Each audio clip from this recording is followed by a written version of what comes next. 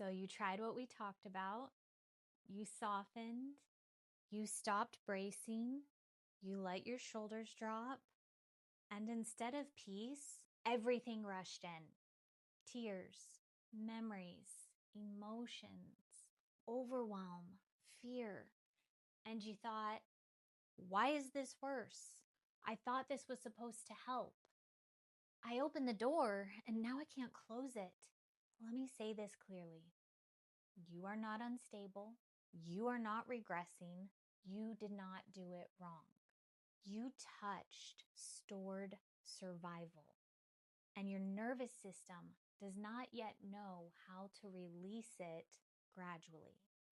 So today, we're going to talk about emotional flooding, what it actually is, why it happens, and how to move through it slowly, safely, without re-traumatizing yourself. So for section 1, let's talk about what flooding really is. Emotional flooding is not weakness.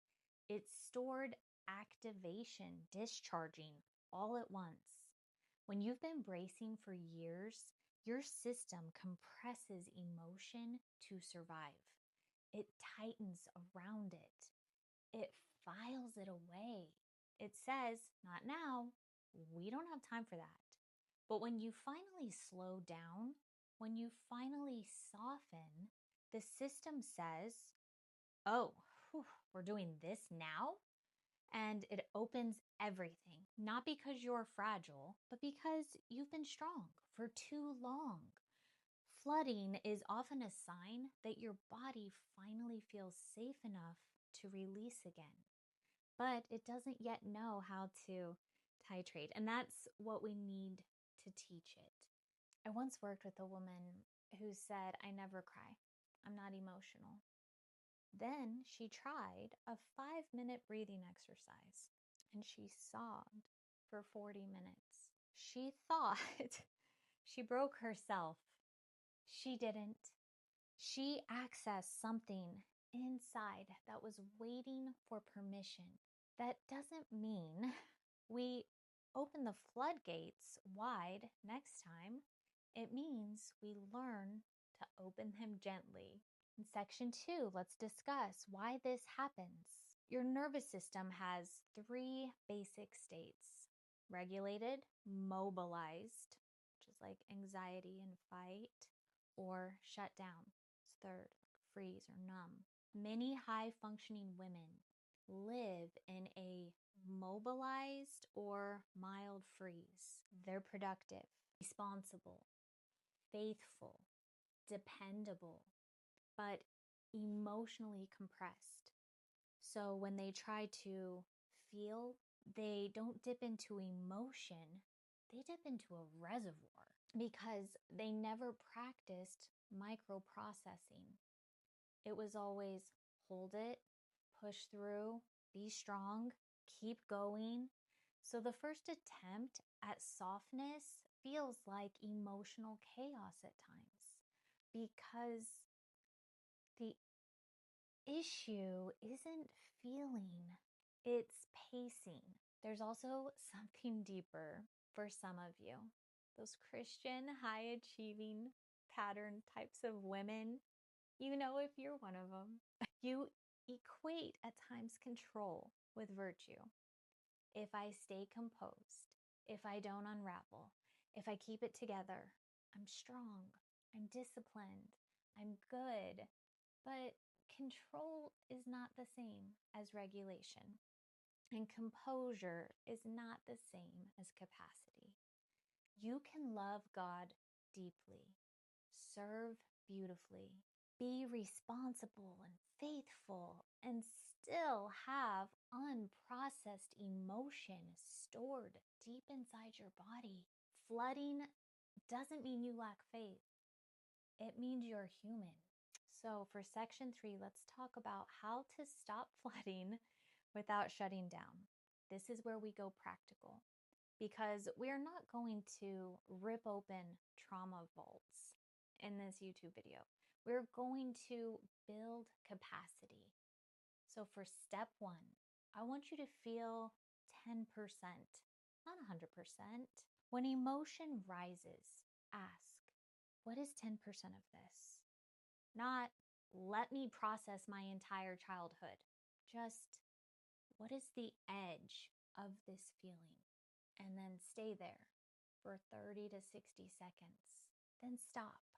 This teaches titration. This teaches that building momentum. Step 2, you're going to pair emotion with anchoring. Never feel without grounding.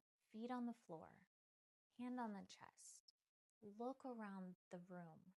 Name your 5 objects. Emotion with anchor is integration. Emotion alone, it's overwhelm. Okay? We need our emotions to be anchored. Step 3, time limit emotional processing. Set a timer. 3 minutes, 5 minutes, whatever you're comfortable with. Then shift states intentionally. Move your body, drink water, step outside, pray, stretch, do what you need to do. You are teaching your system we can feel and we can come back even after experiencing a difficult emotion. That teaches trust. One woman told me, when I started letting myself feel sadness, I thought I'd never stop crying. But she learned to feel for 2 minutes at a time. 2 minutes. Within weeks, the crying stopped ambushing her because it was no longer ignored. When she felt the emotion, she gave it attention. She gave it space. She allowed it to release in the way that she needed to. So for section 4, let's talk about why some women flood harder than others when they go through this. If you were the strong one, you took care of everyone else, minimized your own needs, grew up in high expectation environments, or experienced chronic stress or illness when you're young, you likely stored emotion through compression. It's very common. Your system adapted by containment. So when containment softens, pressure releases. That's physics, not pathology. There's a difference between a dam breaking and controlled irrigation. One completely destroys a village. The other allows for healthy water release. We are building an irrigation channel for our emotions. Section 5, what to do tonight. If you've been afraid to feel because of flooding, here's your assignment. Sit somewhere quiet. Set a timer, even just 3 minutes. Then third, ask yourself, what is here right now? Fourth, notice the smallest sensation. Fifth, stay at 10%. You don't have to go too deep. 6, when the timer ends, stand up immediately. 7, you're going to shake your arms. 8, take 5 deep breaths. And 9, thank your body. That's it. Do not go deeper. We are building safety first. Depth comes later. Remember, flooding isn't proof you're unstable. It's proof your body finally feels safe enough to release.